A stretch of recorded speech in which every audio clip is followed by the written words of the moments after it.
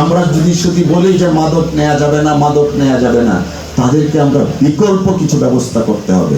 Alternative যতক্ষণ পর্যন্ত না দিব ততক্ষণ পর্যন্ত কিন্তু যুবকের হাতকে আমরা কর্মীর হাতে রূপান্তরিত করতে পারবো না। আমি মনে করি এই ধরনের প্রতিষ্ঠান, স্কিল আইটির মতো প্রতিষ্ঠান যখন আরো প্রতিষ্ঠিত হবে বা এই স্কিল আইটি যখন সমৃদ্ধ হবে, আমাদের দক্ষ যুবশক্তি যখন গড়ে উঠবে, তখন ইনশাআল্লাহ আমরা মাদকের করার গ্রাস থেকেও কিন্তু এই সমাজকে মুক্ত করতে পারবো।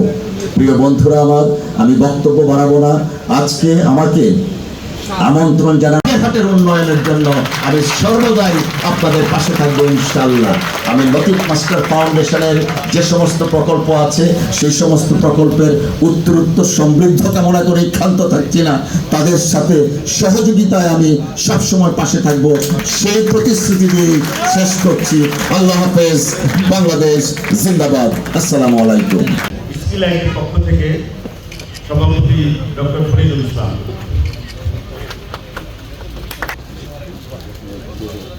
এবারে আমরা জাতীয় পতাকা উত্তোলনের মধ্যে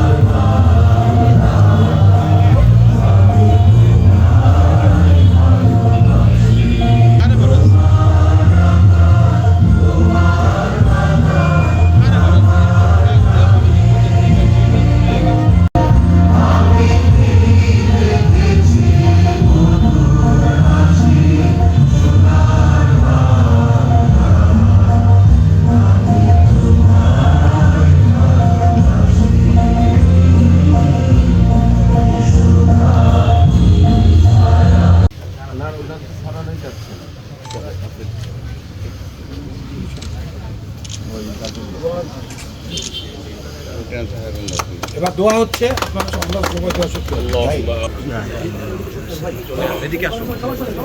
অন্যতম সদস্য আয়েশা সিদ্দিকা মানি